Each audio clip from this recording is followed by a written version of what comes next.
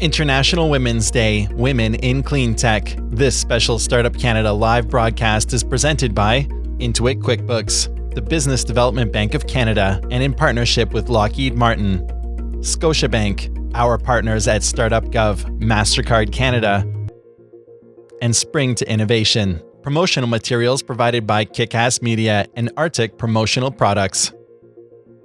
And now for a special presentation.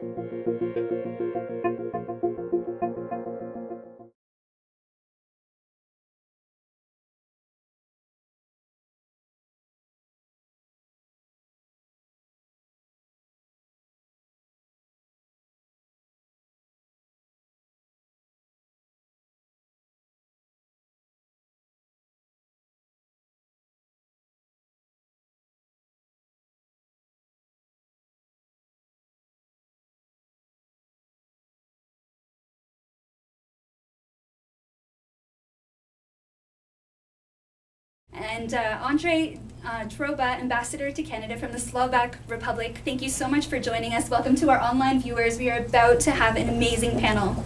Before I begin, I'd like to acknowledge the land on which we gather today is the traditional unceded Algonquin territory. Today is International Women's Day.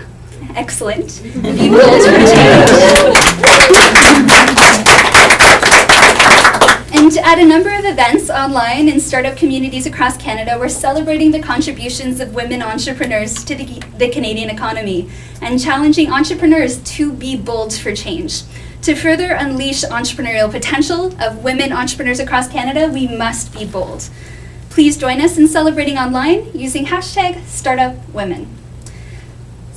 Startup Canada's International Women's Day programming is made possible thanks to the support of Intuit Canada, BDC, Lockheed Martin, Scotiabank, Startup Gov, presented by Startup Canada and MasterCard Canada. Programming is also supported, as you heard earlier, from Kick-Ass Media and Arctic Promotions, who provided all of this spike today. Today has already been an impact day for women entrepreneurs across Canada. It's been a tremendous day so far. Earlier today, we hosted a breakfast with Minister Foote, our Minister of Procurement and Public Works, with a group of high-growth women entrepreneurs to discuss how we could advance procurement in Canada. It was a wonderful meeting, and I'm sure that much will come from it. We then went to Elmwood School, a private girls' school, with girls who are looking to their future and how they want to be bold for change. And when talking to the girls, they were really talking about that they really wanted equality and they wanted to see themselves in careers and with no discrimination. They were really looking for equality and they wanted to take bold steps to do that. We were so inspired by them. I hope we inspired them just a little bit. Today, this afternoon, we're here in particular to celebrate women leading the clean tech sector, to discuss challenges and opportunities faced by women in this industry, and to discuss how collaboration between government, industry, entrepreneurs, academia, everybody coming together, how together we could advance the sector, the clean tech sector, and in particular for women entrepreneurs to be a key player in driving the growth of the sector. Before we embark on this very significant panel, I'm thrilled to make two very special announcements. First, I'm thrilled to announce Startup Canada's 2017 Ambassador for Women Entrepreneurship. Our ambassadorship program launched during International Women's Day with Minister Chagger last year when we announced Marissa McTasney, the founder of Moxie Trades, as our inaugural ambassador to advance the agenda for women's entrepreneurs on behalf of our community. This year, I'm so excited that Janice McDonald, a serial entrepreneur and advocate for women in business, assumes her role today. Welcome to the job. For women entrepreneurship through Startup Canada. So please join me now in welcoming the newest member and volunteer on the Startup Canada team, Janice McDonald, our new Women Entrepreneurship Ambassador.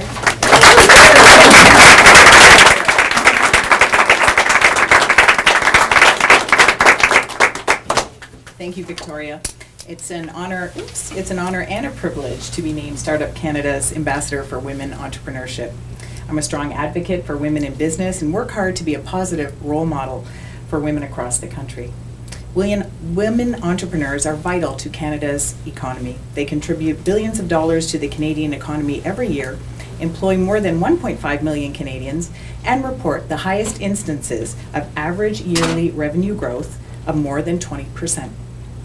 Studies show that a 10% increase in women-owned firms over the next decade would result in a $15 billion net economic gain.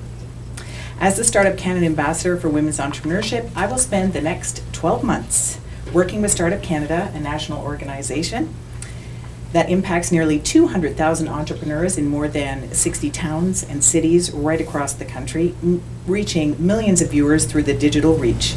Startup Canada also has large partnerships with companies like MasterCard Canada and significant relationships with government to advance collaboration between industry, government, and the entrepreneurship community. I'm proud to use this platform to advance dialogue and action to support women entrepreneurs and business leaders in Canada with a collaborative approach with the whole ecosystem. Throughout the year, I will work to inspire entrepreneurs at speaking engagements across Canada, be a voice to government and on media issues related to women entrepreneurs, celebrate women entrepreneurs at the 2017 Startup Canada Awards, and advance the conversation around women entrepreneurship during Startup Canada Day on the Hill this October. My first act as ambassador, I am pleased to announce the recipients of the 2017 Startup Canada Women Entrepreneurship Fund, powered by Dell Canada. This fund launched in 2015 and invests in high-impact, grassroots initiatives across Canada. Through the fund, the Mamas & Co. in Toronto are launching an online learning platform to provide courses, peer mentorship, and support to mothers across Canada to help them start and scale their businesses. Startup Peterborough and Greater Peterborough Area Economic Development Corporation, little choked up here, are partnering to run wellness fair for female entrepreneurs to connect women to the tools and network to lead a happier and more balanced lifestyle. On the West Coast, Vancouver-based entrepreneurs are kickstarting the Raise Collective to advance a collaborative fundraising and investing platform to support and build the capacity of risk-savvy women entrepreneurs. Sorry, I'm a little verklempt here. Crossfield Chamber of Commerce will run their Rural Women in Business Conference to connect and celebrate women entrepreneurs from Central Alberta. Last but not least, here in Ottawa, McWatt Family Farms is launching Farmpreneurs, initiative to support young women who have a passion for agriculture and food-based businesses. Across Canada, thanks to this fund, startup communities in Charlottetown, Montreal, Toronto, and Durham are also hosting events today to celebrate, connect, and inspire women entrepreneurs. Congratulations to each of these recipients of these funds. Now, it is my great pleasure to introduce one of our special guests, a panelist and inspiration, the Honourable Catherine McKenna, Minister of Environment and Climate Change, to deliver remarks. Minister McKenna was elected as the first female Member of Parliament in Ottawa Centre in 2015 and has since led the Government of Canada's initiatives on Cleantech and climate change. She is a role model for women in all sectors. Thank you, Minister, for joining us today. Thank you very much.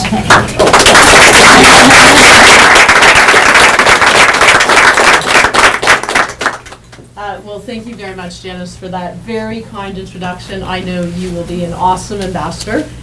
So I thought I'd just start off this conversation by saying that I feel like I'm in a startup job. So as Minister of Environment and Climate Change, we have said that the environment and the economy go together. So for a long time, it was always about, we care about the environment because it's the right thing to do. We care about our kids. We care about a more sustainable future. And of course, we care about all that. But I feel like I'm as much an economic minister as I am an environment minister. And that's why I'm so excited to be sitting around this table today and talking about startups in the clean tech sector, because there is a huge opportunity. There's a huge opportunity to not only do something that's right for the environment, and we know we need to be serious about tackling climate change, but there is a huge economic opportunity. When Mark Carney, the former governor of the Bank of Canada, now governor of the Bank of England, sat down with me, we had a conversation, and he called it a $30 trillion opportunity. And what's exciting is I think women care a lot about the environment, but we also have super smart entrepreneurs. So there's something that you can do that you believe in. Maybe you believe in it because you have kids. I have 3 kids. We aren't quite, I'd like them to start clean tech companies. They're focused on perfecting goo. I don't know if you have kids, that's a big deal. But it's also about how we can create good opportunities, good jobs, good businesses. And so I think this is what the conversation is going to be all about. How do we make sure that what we're doing on the environment is also really good in terms of creating opportunities for women, women entrepreneurs who are already out there. We need more women leading clean tech companies. So I think we're going to talk about how we can do that. But I know this audience is super smart, and I want this to be a call to action. Get out there, start your business, look for this opportunity, because I'm going to tell you, you will be ahead of this curve. There is a huge opportunity in clean tech. We need clean tech solutions, we need clean energy solutions, we need sustainability solutions, and there's an opportunity not just here in Canada, but we can go export them. So I can't wait to have this conversation. Well, thank you so much, Minister McKenna, and thank you, Janice, for the kind remarks, and congratulations to all of the recipients of the Startup Canada Women Entrepreneur Fund, powered by Dell. Congratulations, so much to celebrate today, and here we are, about to take women entrepreneurship in the clean tech sector to the next level. Wow. So, what's about to happen? Thank you again, Minister McKenna, for the nice kickoff, but this is what's about to happen. We're going to launch into a conversation, then we're going to intermittently open up questions to the audience as well as to Twitter universe. So if you have a question whatsoever, please tweet it at #StartupWomen, and we'd be happy to ask the question to the panel.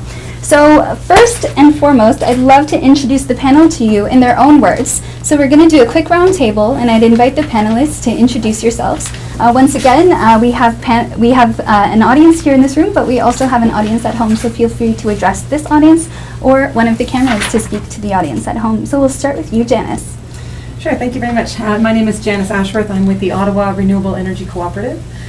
We are a group of 650 residents of Ottawa who have collectively invested over $6 million into renewable energy assets here in our community. Welcome to the program. And so you're an entrepreneur? Yeah, the co-op is a startup. It started in 2010. I've been on the board initially as a volunteer and now as a full-time staff member. Yeah, rock on.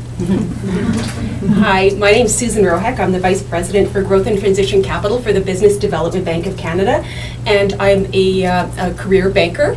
I've been banking for over 25 years, and my passion is really helping and assisting high-growth companies, innovative companies, and technology companies. So I'm in the right place right now because BDC is a bank that's there for entrepreneurs, Canadian entrepreneurs. We provide venture capital advisory service and financing, and my team in particularly has a focus on growth companies.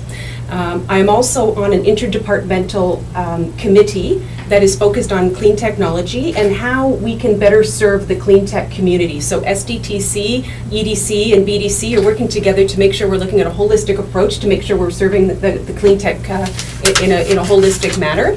I'm also the mother of 2 young daughters, so I'll give a shout out. Hopefully they're watching, Mika and Sasha, hi. And I hope they're celebrating Women's Day today as well.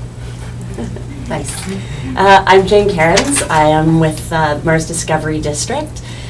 So I work with our clean tech entrepreneurs, helping them grow companies. I came to that actually through the finance and venture capital world. And it seemed, kind of fun to be an entrepreneur. So after having been investing in companies for a number of years, I thought I'd jump over and try being an entrepreneur. So I started a company, a renewable energy company that we grew across the country and had offices in Toronto and in Calgary and operations in pretty much every province. And we had a nice exit a number of years ago. And I thought, as I thought about my next steps, it became really apparent that had I had support and help as I was building my company, it would have been really nice. And there were certainly no women to turn to in the clean tech world at that time to help me out. And so I started helping other entrepreneurs to figure out how to grow their companies, and through that got pulled into this wonderful place called Mars, which is, for those who don't know, it's one of the world's largest urban innovation hubs. It is an incredible place, and I am so privileged every day to work with these amazing entrepreneurs in the clean tech sector that are that are doing their best to go out and change the world. So maybe we'll talk about a few of those today. Well, already all of you are changing the world, so that's very exciting, and congratulations on your success as an entrepreneur, and now you're giving back through VC. It's amazing. The ecosystem is porous, and we all move Absolutely. around, and so it's important to work together as a result. So great. Rosemary. Yes, so good afternoon. I'm Rosemary Chapdelaine. I run the operations for Lockheed Martin Canada, the Rotary and Mission Systems Division. I have about 600 people that work for me across the country. Main sites Ottawa, Halifax, and Victoria. So anyone out there listening, hello. I've got, and we primarily provide solutions to the Royal Canadian Armed Forces. One of the things that's probably not widely known about our company is the stuff that we do that support clean tech, as well as some of the innovations that we do in that sector. So I'm excited and looking forward to talking about that. Before we started, one of the things you said is, hey, why don't you talk a little bit about yourself? And one of the things that I thought may be of interest is that when I was a child growing up, we did a lot of conservation. I mean, we reused paper bags, we turned off all the electricity. We were very much, I grew up in an energy conscious family, and I think that probably really stayed with me. I mean, I do that as an adult. If I see lights on, I'll just turn them off. It drives people crazy. But I think that sometimes, it does. It ingrains itself within you, and people follow you as a role model, and I don't even have to explain it. I just kind of do it. So that's a little tidbit on me. Oh, that's just wonderful. And I think we need to think about the context of the conversation we're about to launch into. Women and the advancement of women entrepreneurs is a priority of the Government of Canada. It's been very clear through consultations, through announcements, through new joint councils with the U.S. and Canada that advancing women entrepreneurship is important and critical for the advancement of our economy. We're also prioritized clean tech as a country, and seeing a sustainable future for ourselves is critical to our prosperity and competitiveness as a nation. So this is all very important. So how do these two wonderful priorities come together and accelerate one another? This is the opportunity we have before us. So let's talk about the state of things. How are women growing the clean tech economy?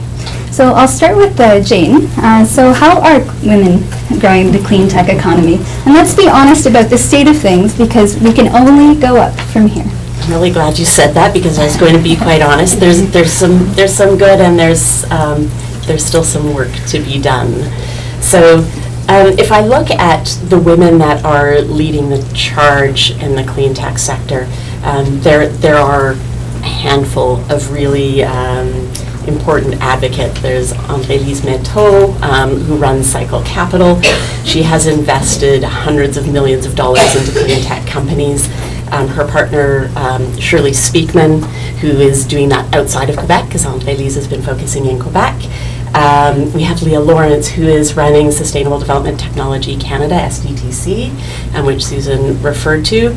It is the reason we have a clean tech industry in Canada. They have been so important in funding our early stage entrepreneurs. And of course we have Minister McKenna.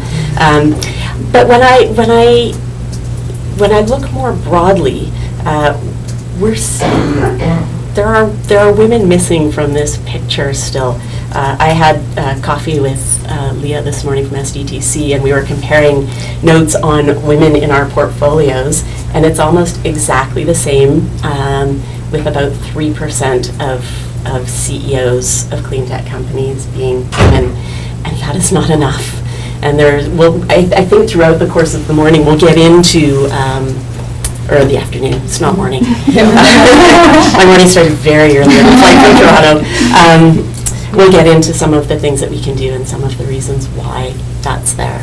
Well, obviously 3% is not enough, but there's different ways in which women are engaging in the environment and sustainability. So Janice, what are you seeing women doing to grow the sustainable economy? Right, so it's pretty clear that women are interested in being involved in organizations and companies that are benefiting socially or environmentally their community at large. And so we're seeing women who are members of the cooperative sector across the province for sure. We're seeing over 50% of the membership is coming from women. The volunteer boards are made up also with women involvement, not with enough female involvement yet, I would say. I would say in the electricity sector, it's about 25% of the sector is made up of women in staff roles. When we look at the executive role, I'm not sure if that is close to the 3% that Jane mentioned, but I wouldn't be surprised because there is a glass ceiling that still exists, that women aren't breaking through. But we are seeing women involved in all the different stages. Also, increasingly, it's encouraging that women in our universities now, engineering positions are increasingly becoming more gender balanced, or even in some cases tipping more towards the side of females. So I think also a generational shift will happen. So we're seeing women then more in the roles employed by these organizations, engaged in the cooperative movement, looking at sustainability from that perspective.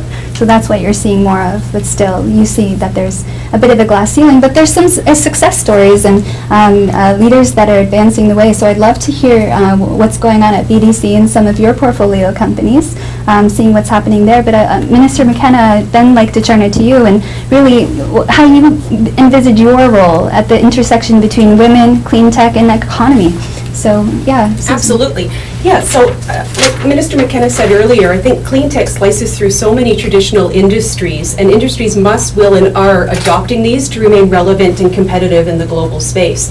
And I guess I'm fortunate enough I get to sort of highlight the 3% today and talk about 3 really interesting clean tech companies that at first glance some of you might think, that's not really clean tech, but I'll show you how they in fact are clean tech and making a huge difference. And all 3 of these companies are founded and run by women entrepreneurs. So the first one is a company out of Montreal. It's a Montreal-based company called Iris Tech Software, and it's co-founded by 2 very impressive women, Tara and Afsoon, and both ladies are PhDs and completely top of their field. And they have developed an eye-friendly perceptual display platform, which has many different applications, including automotive. And we all know automotive is Ontario's biggest export, but is really going through significant change as well. Automotive industry is looking for ways to make smarter cars, more connected cars, more efficient cars, and this is one of the ways that they can do that. So this particular technology improves display visibility by adapting to the viewer's specific needs and the external environment. But what it also does, it reduces eye strain and fatigue. It's very easily integrated into the operating system. And here's the big one. It reduces power consumption to that display by up to 50 to 80%. So it's absolutely an interesting clean play that I feel could be very disruptive in a lot of industries, because what industry doesn't use screens nowadays? The second example, and again, it's a very different sector from automotive or technology. Like my first example is a BC, and we're going all the way to BC now in Vancouver, a company called Fairware. And that was founded by Denise and Sarah in 2014. And Fairware is a promotional product company, but with a real ethical and sustainable twist. And so what they do is they provide promotional materials for companies, but they make sure that all of the material is ethically sourced. They do rigorous code of conduct and that guides selection of suppliers. They seek out suppliers with third-party confirmation on their environmental and social performance, as well as they look for companies that only use sustainable materials, recycled content, organic certification that helps reinforce a zero waste and carbon reduction with all of their products. The other interesting thing is Fairware is a B Corp corporation. I don't know how many of us are familiar with B Corps, but a B Corp is for beneficial corp, and these are businesses that act in ways that benefit society as a whole rather than focusing solely on profits. Compared to traditional company, B Corps are recognized for creating greater economic opportunities, strengthening local communities, and preserving the environment. So again, a clean tech, but maybe not what you would have considered a part of your 3% when you're counting the 3%. They've also participated in the Climate Smart program, which helps SMEs measure and reduce their carbon emissions since 2010. My last example, probably one that most of us would associate with clean tech, is a company in Whitby, Ontario called Real Tech, and it's run and founded by a woman, Jody Glover, and her company is in the has technology that processes and monitors water quality in large-scale projects and operations. So it designs and manufactures this analysis tool that can detect impurities in real time, and it's used in so many different applications that they are able to export to over 45 countries right now. So again, Canada again is showcasing that we are leading in this type of technology, and able to export to 45 countries. So that's just 3 examples of women entrepreneurs in 3 very different type of clean tech companies, but I think, highlights the significant impact that they're having.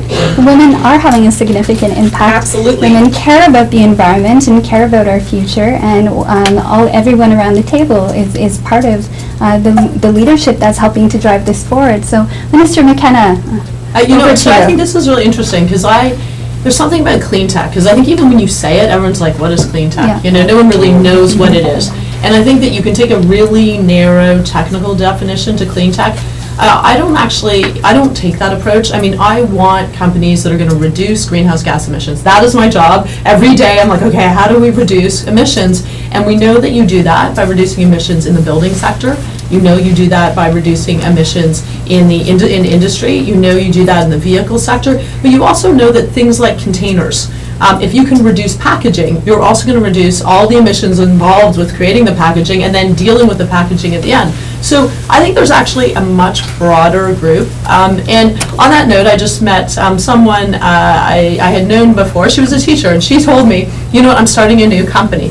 It's going to be called New, and it's going to be a company that actually many companies in Europe where you go in and there's no packaging. So you do all your grocery shopping and you just get all sorts of awesome products, but you have to bring everything on your own, not bulk, because it's really nice and it's going to be, you can find everything you need, but it's just a different way. And I thought that's so smart, because don't you hate that you come home and you've got strawberries, you've got all these things and all these packages, and we just need to be smarter. So I think by broadening the definition, you may find that there are many more women involved. Having said that, I mean, it's clear we need to support women in STEM fields. That is, we know that across the board. It's not just a clean tech thing. So if you're taking the more narrow definition of clean tech, maybe it's, solutions, air, water, soil remediation or something, maybe we need more women scientists. And we're certainly committed to that as a government. But I think when we think of all our policies, it's a real priority to do what's called a gender-based analysis. And that sounds like, really high-fluting, but it's actually just real. It means looking at the impact of your policies and are they supporting men and women and different groups of men and women. And so we know that women may be really busy. Like in your day, you started a business and you're super busy, and then you go home and you have kids. And so you don't have as much time to go fill out very long forms sometimes or go do all the networking, so we need to make sure that as a government, as we support clean technologies or just innovation and women entrepreneurs, we need to go to them. And we need to make it easier, and we need to make sure that when we develop policies, we develop programs, that they actually are having the intended impact, which is supporting women. And it's great to hear that the Government of Canada is looking at a gendered lens as it's looking at innovation policy. So at Startup Canada, we like to take a grassroots approach with change, with cultural shifts and what's needed to advance the agenda and movements. So one of the things that I'd love to turn the discussion to is what role you see women-led innovators and entrepreneurs playing in growing the clean tech economy. So women innovators, we're all innovators around the table. What is our role in growing the clean tech economy? We've already talked about increasing young women in science and in STEM subjects. So what else can we do to grow women's role in this economy? So Rosemary, I'll turn to you. Great. Well, actually, I'm going to just springboard right off of your comment and the minister's comment. We've got, if I look at my industry, so I have statistics as well, and I've got just tremendous talent of women working for me. They're in leadership roles, they're in engineering roles. I'm so delighted to have, to be able to say that, but I'm also disappointed in saying it's only 20%. So it's not a large number, and it really goes back to the stuff. It's not, and I think what we're finding, it's not that we're leaning towards the men, but we don't have the pool. We're not getting the pool coming up through the universities that have the talent or the women to be able to select from. So I think that's a really important point. Very, very common across sectors, whether it's clean tech or high tech in my area. I think the interesting thing about what do women bring that are different from men, and I think this is common across all sectors, is that our value is we tend to look at things very broadly. When we look at solving problems, we look at many, many dimensions versus only one, technical or financial or schedule. I mean, we look across, how does this impact, the final solution? How does it impact my customer? How does it impact the bottom line? So I think that's a really big value that women bring in a role, whether it is clean tech or high tech or entrepreneurs. The other thing that I'd like to point out too is that this year's theme is about be bold and be bold for change. And some of the things that I've observed in some of my talent is the hesitancy to speak up. You have an idea, you're a little hesitant to speak up, and I think that's one of those bold moves is people are willing to listen, and one of the things that I try to lead by example. So I went into this job that I have. I knew nothing about ships, and so I was leading an organization with a bunch of engineers, and I thought the only way I'm going to learn is to ask questions. And I asked questions, and let me tell you, especially technical people, they love to explain things to you. They love to tell you, this is how it works, and so you'll get educated. So don't be fearful to ask the questions, because as you ask the questions, what I find is that they start thinking about, well, that's an interesting question, I haven't thought about that, and then the dialogue begins. So the role of women in innovation and in entrepreneurship is really that value of don't underestimate your value, don't be afraid to ask the questions, but you bring the broader view of decisions and solutions that I see are getting more and more embraced. That's wonderful, and I'm seeing that as well. What about the other panelists? What do you think women's role is in this innovation economy and driving forward entrepreneurship? Can I jump in and sort of Yeah, and just really quickly build on something that you touched on, Rosemary? So I think by nature women tend to be a bit more collaborative, and we tend to ask questions. And I really feel like in order to grow this industry across the country and to enable export markets and all of that, we need to work together.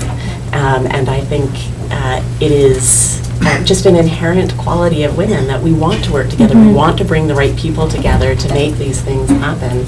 And so I believe that the community needs to build on that skill. I have a bunch of other things, but I'll let Susan jump in. Just to build on what we're saying, I think I had written down sort of 2 points when I heard that question. One of them is we've got to get girls interested early on in STEM, so science, technology, engineering, and math, but also on entrepreneurship. And as a mother of 2 young daughters, I try and look for every opportunity to get my daughters. Coding camp, check, they're there. Science for girls, check, they're there. And most recently, my 14-year-old daughter, who goes to a local high school, was involved in the Junior Achievement Program at the high school. And it was such a wonderful experience for her, and she learned so much. And I really can say that it did change her attitude around entrepreneurship. So I think programs like that very early on in children's education, it really pays off in the long run. They built these bee houses and sold them, and it was such a great experience for them, and they were selling out, so she was really happy on her project. The other thing I think we have to look at is men have to be part of the solution here and recognize the value that women bring to the table. And I'm going to give a shout out to 2 more entrepreneurs, my one male entrepreneur, the only one I'm going to give a shout out today to, but a local global IT company, a management service company here, Pythian. And Pythian, Paul Valet, recognizes the impact women have. And he doesn't do it because it's the right thing to do. He does it selfishly, and he'll be the first to admit this. He does it selfishly because he knows it brings growth, profitability, and success to his company. And what he does is he's challenging other firms to also support women in IT roles. And he's come up with something that he calls the Pythia Index. And what it does is it measures women in leadership roles in the organization. First, you count the number of employees that report to a woman somewhere in the hierarchy and divide it by the total number of employees in your company. So very easy to calculate, right? And what that does is it makes sure that women in leadership roles actually have impact and do have people reporting to them. And he challenges and promotes publishing that. He publishes it on his website. He published other statistics on the number of women on his board, but he really selfishly sees the benefit of having women involved in making better decisions, like we said. The other company I wanted to highlight is a woman-run company out of Waterloo, Plum.io. And Plum.io is a fast-growing VC-backed company. And I'm going to oversimplify a little bit what they do, but the company uses software and modern behavioral and predictive analysis to pinpoint the best application or best applicant for a job. And so the company is a SaaS platform that helps employers optimize teams and make sure that the company can grow and innovate. But the interesting thing about this company, among the very many benefits of the software, is one of the things it does is it removes sort of unconscious biases from the process of hiring, and make sure that you're hiring the right person for the job, no matter if it's male or female. Well, it's great to see that these startups are tackling some of these issues. And certainly we need to get more women in STEM, so women have a role in collaborating, bringing a broader perspective. And we see things differently, and if we're not part of creating the policies, if we're not part of creating the startups, investing in the startups that are solving some of these issues, then we're not playing in the game. We're playing another game, and we're not part of it. So I think one of our roles, is to get involved and to be part of the game and help to drive the game and to be bold. What do you think? Yeah, I was going to say, so my new line is, it's not about the old boys club, it's about the new girls club. And I really believe that. Like, look around the table. This wouldn't have happened, a decade ago, and we wouldn't even be having this discussion. So, I think that's really great. But I think, from my perspective, a couple of things have to change so we make it real. So I think at the higher level, we talked about boards. Why are there companies in Canada where they still don't have women on boards? Because we need to be looking at fostering women so that they actually are in these positions, so they're in a position then to start a company. And until we do that, I think it's great to have measures, and so we should be very transparent about that. But I think we should be calling out companies if they don't promote women and they don't support women, because one, it's a waste. You're missing out on talent. But two, you're kind of robbing your shareholders and your bottom line, because we know you make better decisions when you have women involved. So I think we just need to think about that, and companies need to push themselves to go find good women. There are binders of women. They're all out there. I know we need, of course, more women in STEM, but I think that there often are women, and it's just easy to look for the usual suspects, put them on your board, and not really get out there. The second thing I would say is mentorship. Mentorship is so key. It's so key in all areas, but especially in an emerging field like clean tech, you need to be taking out those women where there's huge potential. They have an idea that maybe they're not sure how do they bring it to market, what do they need to do, or how do they get it to the next level. And it's only by doing that we're actually going to see more women in a serious way, because I think that when we see the numbers, they're quite low, and so we have to be pretty aggressive about this. It's not just women, it's men, but women certainly need to support women. So I do think this New Girls Club is going to be really important, and we need to be out there making sure that we're finding women with talent, with passion, who really are committed to doing something cool and new. It's going to be your daughters, apparently, are going to be doing it with my daughters. But we're making sure that they have a platform to do this, and we have to be ambitious about it. Can I jump in on that one too? So the other piece, women in boards and women in leadership, is really important. We also need women investors. Yeah. So not every company takes venture capital. Jody Glover from Realtech, for example, who Susan already mentioned, she built her company and sells in dozens of countries with no outside capital. So you don't always have to take capital. But if you do, there is data that proves that women invest in women. And so if we are going to invest in or build clean tech companies and expect women to try and grow them, we need to fund them. And that means we need women investors as well. We do. Just to add to that, if you don't mind, women also invest in sustainability and in ethical investments. The other trend is that we're seeing more and more women taking over portfolios or coming into portfolios or becoming more involved as an investor on their own. And we're seeing those women choosing ethical investments, impact investments. And that's a trend that, because of the Renewable Energy Co-op and how we work with individual investors on a self-directed front, having leaders like Tanya Sermon, who started CSI, who created the opportunity for community bonds and community investment, that's creating not just a new financial mechanism that allows, that caters to women, but also allows for a mechanism that then can support startup businesses in the clean tech sector. So access to financing that otherwise might not have been available, to friendly financing, we might call it. And it's wonderful that in the Canadian capital economy, where we're seeing the most creative capital solutions develop and emerge, is often women. we're on top of this. It's women. Yeah, it's women driving the creative capital economy. So to those of you who are just tuning in, we're celebrating women in clean tech today. This is International Women's Day, and we're with amazing panelists. Join the conversation now at #StartupWomen. So ladies, there's challenges and there's opportunities. So let's get real now about the challenges. Women can play a leading role in advancing our economy. We already do. But how do we get more women involved? What are some of the challenges and what are some of the opportunities? Take it away. So there is data that shows that if we don't have, not just girls, if we don't have children interested in STEM by the time they hit the 4th grade, that they're actually scared of it and they won't try. So this isn't just a matter of churning out more engineers and more scientists out of university. We need to start young. So we need to start making sure that kids are interested and not afraid of science early. I think that's really, really critical, and I think we've already touched on a number of the things that we need that we have much more of now than we used to. Role models, mentors, people who have gone before, so that we can start to see that these are actually options for our young girls who are coming up through the educational system.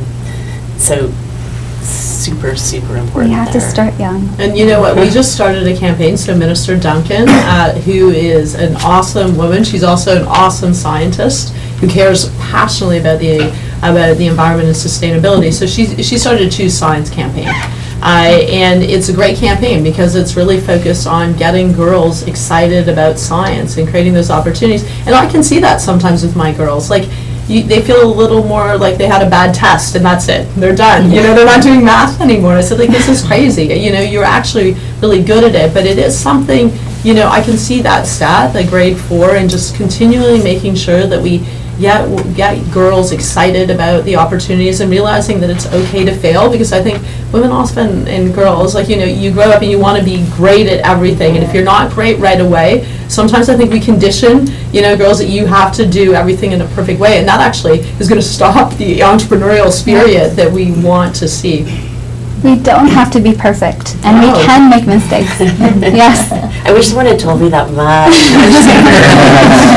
I think something to add to this question would just be, from my perspective, that a lot of women are looking for balance in the workplace, and they're looking for opportunities for them to also be able to be people, right? Have a family, have their other objectives in their life that is balanced. So I think there's a culture within the not within just clean tech. This is clean tech sector mostly is often private industry and often startups and small companies that have a harder time providing some of those benefit packages, perhaps, or that flexibility of workplace. So I think we have to recognize and create and challenge our clean tech sector to make sure that those workplaces are conducive to a balanced individual, man or woman. And I also think we need to challenge our men to be bold as well, and to be strong men, to take the responsibilities and ask for flexibility for themselves as well, so that they can take some of those family responsibilities that otherwise might be assumed to be the woman's job. So if a child is sick, it's not always the woman who stays home from work, but men sometimes can stay home as well, or for paternal leave and maternal leave. It's a massive challenge in the startup community when you're a few people and everyone's working 24/7.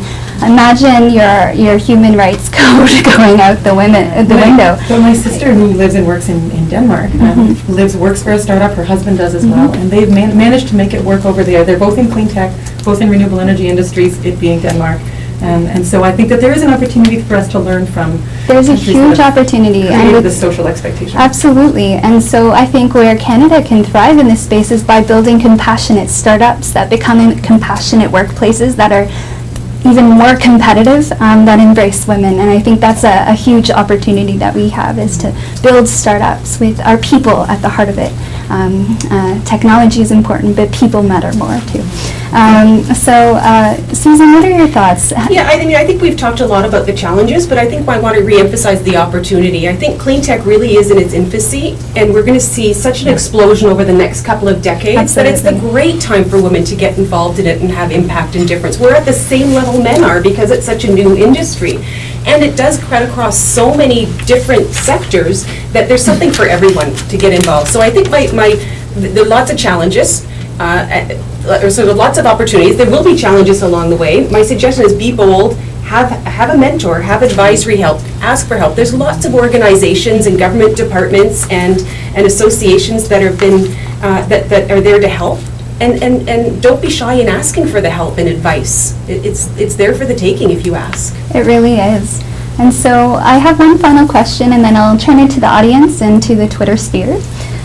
So really, we were talking about collaboration and working together, and surely Minister McKenna, I'm sure, is doing everything she can within her power within the Government of Canada to move everything forward in the sector, and entrepreneurs are doing the exact same thing with their companies each and every day, as well as everybody with their organizations. So how can we come together to create much more than the sum of our parts, to really advance the sustainable agenda in Canada and clean tech entrepreneurship?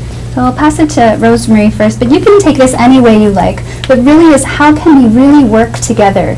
Because alone we can't do it. We're 36 million people. So how can we come together to become much more than the sum of our parts? Great. Well, I think this question really resonated with me both personally and with the people that work for me.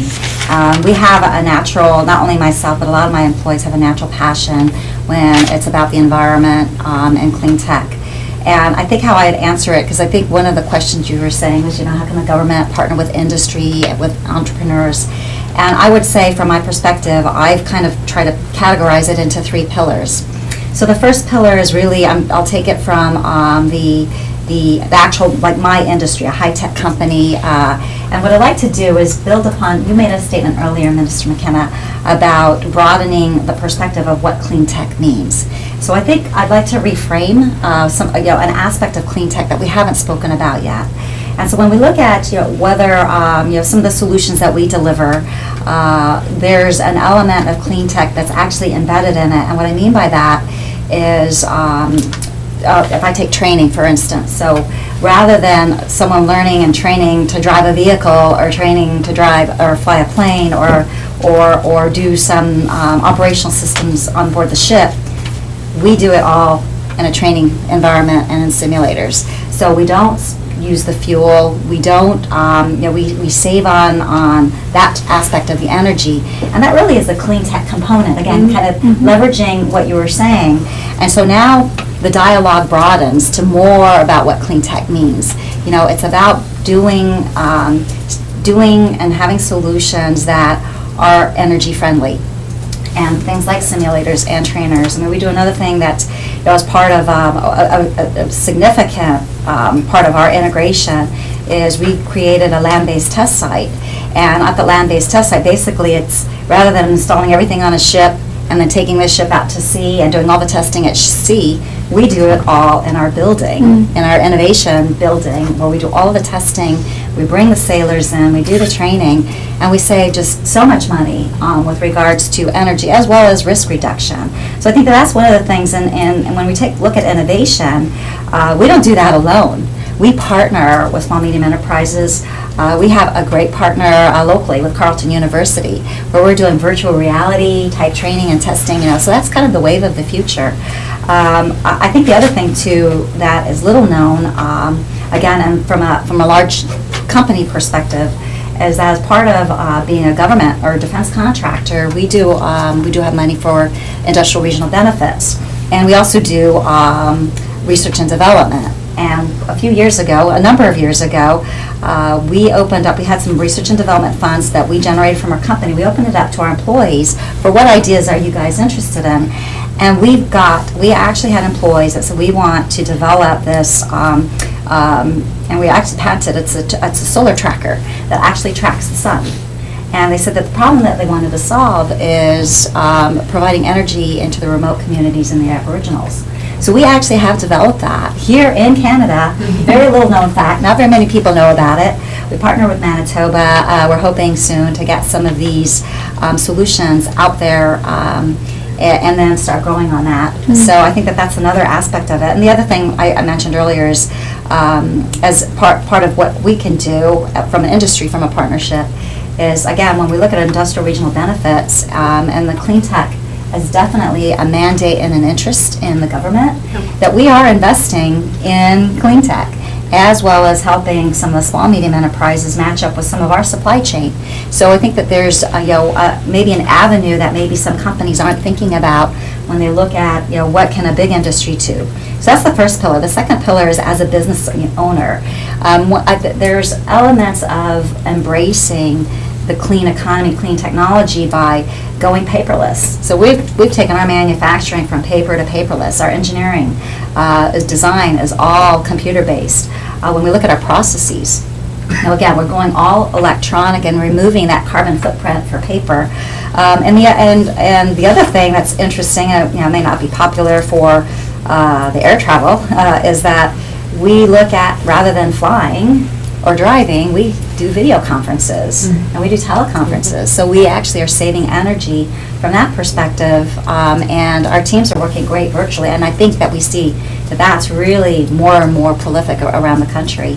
And then as a corporate citizen, actually having sustainability initiatives where you actually have targets for going green, reducing the carbon footprint. We actually have those targets written and we measure ourselves to that. So that's the second pillar. And then the last pillar, I'd say, is as a leader. So that's us individually. I mean, we can set the tone for our culture. We can set the tone of, this is what's important, and I think it's and we can drive that momentum.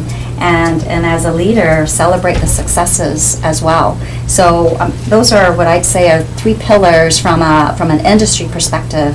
Partnering with the government, partnering with small companies, small medium enterprises and entrepreneurs, that I think that could be effective going forward. Well, it's also great to see your leadership within the organization and to see the impact that's having on creating more sustainable opportunities that are ultimately more competitive and help you to grow your company. Obviously, from Startup Canada's perspective, we want to see more companies that are integrating small businesses into their supply chains, because that's how we grow a sustainable economy of small and medium-sized enterprises. So that's wonderful. Can I just add one thing, though? So the other thing, too, that the side benefit, so in addition to the environment, you become a lot more efficient and you save money. So it's lower cost, your operations are cheaper, your affordability goes up. So that's another side benefit. It's good for the economy and good for business to be good with the environment, for sure. So from your perspectives as well, how can we all come together to advance? We've seen the impact of industry, especially I love the partnership with Carleton University. I think, connecting our students and our researchers into industry is really critical. So what are your thoughts? I think this kind of piggybacks on something that was mentioned earlier about it's also who you know, right? So how do we make sure that women are in those networks and are involved in having those mentorship opportunities. So one example is in the renewable energy sector, there's a group that's been formed called WIRE, Women in Renewable Energy, and it really helps for those women to have that mentorship role, have that place where they can come together, learn from each other in a non-threatening environment, go on field trips, have that hands-on opportunity, and also get to know the who's who in the sector. It's so much about who you know. So I think that's just one small example. And then again, just sort of echoing something that again was mentioned earlier, but we could perhaps expand on it was the interviewing process. So how interviewing panels that include a woman are much more likely to hire a woman, not necessarily, but it's really stacked against, the odds are stacked against the female candidate when it's just a male panel. So I think some sort of requirement or recognition in the industry that those panels of interviewing committees really should be should be gender balanced. Yeah, I'll talk a little bit, and I apologize if it sounds a little bit like a BDC commercial, but BDC is a Crown corporation. One of the things we try and do is take the government priorities and see how we can help support the government priorities. And obviously, clean tech is a government support, priority. And so we do have a lot of different things that we're doing with respect to clean tech that I'll highlight, and then a little bit on the women initiatives as well. So our venture capital group is probably one of the most active groups in the clean tech in Canada. The ICE Fund, which stands for Industry, Clean and Energy, Fund 1 has $287 million under management. We recently announced in November an additional $135 million into Fund 2, and that's our direct lending. We also do a lot of indirect lending, so we support funds that are in clean tech. So we have another $180 million out to 16 funds that lend to clean tech companies. And I think this is really important because that money there is just the starting point. We're able to attract other venture capital capitalists to come in and partner with us. So it's a way of making sure that that whole community is getting the funding that they need at the early stage. If women are accessing it as well. They are. I gave some examples, absolutely. But we're also doing a lot of debt to these type of companies as well. So companies that have more what I call large-scale projects in solar, wind, and biomass, we're also able to finance those. And most recently, we've hired a director of clean technology to make sure at the grassroots level, BDC's at the table and looking at how we can play a bigger role in clean tech. And then if we look at what we're doing for women entrepreneurs, we launched in 2015 a commitment to lend $700 million over the next 3 years to women entrepreneurs. I'm pleased to announce that we're at 81% of that goal already. We've lent $567 million to Canadian women entrepreneurs. We've also been providing them advisory services, and we're at 120% of that goal. We've also think, because partnerships is important in bringing in community partners, we've spent $150,000 on Spark partnerships. Last year alone, we held 180 events for women entrepreneurs across Canada with our partners. So thank you all the partners out there for making that possible. I think it's very important. And we do have a creation of a pan-Canadian network of women entrepreneur specialists that work at BDC, 35 of them across Canada. And it's led by a national champion, Leslie Lawrence, who's our Senior Vice President in Ontario. And if we go back to the venture capital, we've also just recently launched in November a $50 million fund that is specifically to finance women-owned companies, not finance, but back with venture capital. And again, that's going to help parlay even more money into that industry. We haven't announced who will be running that fund yet, but we're hoping, we were talking earlier, we're hoping it'll be a woman that will be leading that fund, because we think it is important that women have a decision-making power in the venture capital industry when lending and investing in women entrepreneurs. And it's great to see that, again, that BDC can be a vehicle for the execution of some of these national priorities, and that it's manifesting in some immediate actions that are helping women. It is, and I think the important message is BDC can't do it alone. We need our partners in the community. We need entrepreneurs to step up and be bold and approach us and ask for help. So I encourage anyone that's watching this to look at our website. We've got lots of information in there. If you don't find what you need in our website, absolutely call a number and you'll have a live person answer and help you. So I think entrepreneurs have to be bold and ask for the mentoring, advisory help, financial services, and venture capital that they need. Thank you, Susan. And Jane, final remarks on this, and then we'll have a question from Twitter and a question from the audience. Sounds good. I just want to circle back to something that Minister McKenna brought up at the very beginning, which is the incredible economic opportunity that is presented by this industry that we're calling clean tech. There's data from Analytica Advisors that shows that about 55,000 people are employed in the industry. That is more than in the oil sands. This is an incredibly important opportunity for Canada. It is ours to take advantage of. We have considered ourselves to be an energy superpower for years. I think we need to expand our definition of what we consider energy beyond oil and gas. This is an incredible opportunity for Canada to be a clean tech superpower. We can be a clean tech superpower, can't we? We can. Actually, there was just a study that showed 11 out of the 100 top clean tech companies were Canadian. So we are punching above our weight. It's just we don't have enough of those companies, and we clearly don't have enough women leading those companies and starting them. So we need to build critical mass in the sector, but it is quite nascent. It's a sector imagining itself and constructing itself at the moment. So that's wonderful. The first Twitter question is for Janice. So Janice, can you define what's meant by the triple bottom line? Sure. A triple bottom line is most often talking about benefit to the economy as well as to society and the environment. So thinking about all three returns as a blended sort of perspective. Now, something that I learned in some of my courses in university, though, however, is that we really should be thinking about them not as sort of the three, think about like the Olympic rings overlapping in the middle, but rather actually as like an egg, where there are circles that are embedded one within the other, where the outside circle is really the environment. Everything depends on the services of the environment. The inside then is the economy that we've created. It's society, pardon me. Society that we've created that's become our human sort of existence within that environment. And then within that then is this economy that's a concept that society has created again. So without a foundational environment of the environmental services, the life support services of the environment that support not just humans but also our companies, we won't have the other two nested eggs. So I'd just like to throw that challenge back to whoever asked that question. In a different sort of So I know that we need to wrap up, but just to finish up the question, because it's a good one for Jane. You know, when you were an entrepreneur, you know, how are you? What one piece of advice would you have for the entrepreneurs online on how to embed environmental priorities when you're starting up?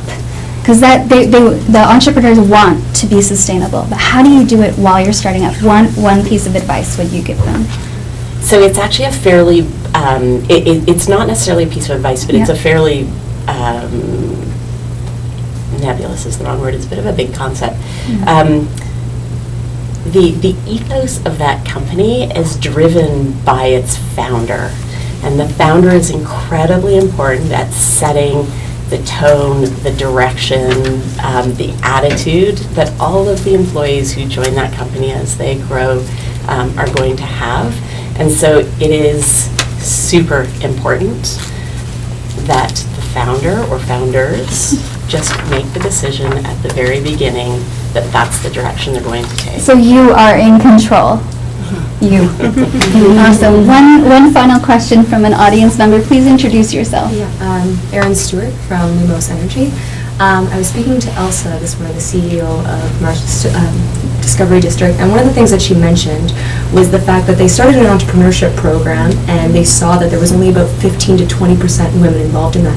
As soon as they then modeled it as a social entrepreneurship program, they had 50% retention of women in the program, and the business model was the exact same. I mean, the classes were the exact same, it was just framed a different way. And I'm wondering if people are looking to retain talented women in the clean energy sector or start up clean energy, clean technology firms, what does that mean as a business model and modeling it in a different way?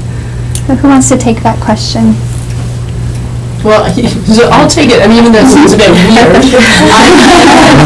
Branding is everything. How you talk about things is everything. How you connect with people is everything. Like in my job, the amount of time I spend thinking about how do I talk about different concepts. When you say carbon pricing, most people aren't really sure what you talk about. When you say put a price on pollution because that's what you don't want and foster what you do want is innovation, people they're like, it's a totally different conversation. And I think that for good businesses, I think that point about that we're a sustainable business and that's the ethos. I mean, I think that you will attract women because they will see that's amazing. I think Cleantech, I think we got to rebrand Cleantech. Let's do it. Today, decided. Do it today. That's an interesting conversation that we've been having. That's one thing that can come out of this. I think a lot can come out of our discussions today. I think everyone who's watching online and here in the room is inspired by our ability as people to make a difference and how as we build companies, we can make a difference through our leadership and our vision. And I think it's very imperative that we work together across industries to continue to advance the dialogue. And as we coalesce around what this sector is and what it means to us as an economy, that we all rally behind it with some very clear goals about what we're trying to achieve together. So thank you so much for the wonderful discussion. Thank you for joining us. The Honourable Catherine McKenna, Rosemary, Jane, Susan, Janice, you were all remarkable and your insights were wonderful. The examples were brilliant. I hope you were Googling them online and following these companies. And to the sponsors who made International Women's Day possible, thank you so much. Join us again this evening at 7:30 Eastern Standard Time when we'll be broadcasting live on Periscope from Ottawa to inspire women entrepreneurs, policy leaders, and government intrapreneurs to be bold for change and apply an entrepreneurial lens to policymaking. Guest speakers include the Honourable Rona Ambrose, interim leader of the Conservative Party, Nicole Van Kynes, Next Den Dragon and founder of OMX. She's been a rockin' dragon on the online Dragon's Den, and Waylon, CEO of Seafair Capital, and Rosemary. You will be joining us as well from Lockheed Martin. Until then, celebrate online with us using #StartupWomen. Thank you so much, everyone, and have an enterprising day.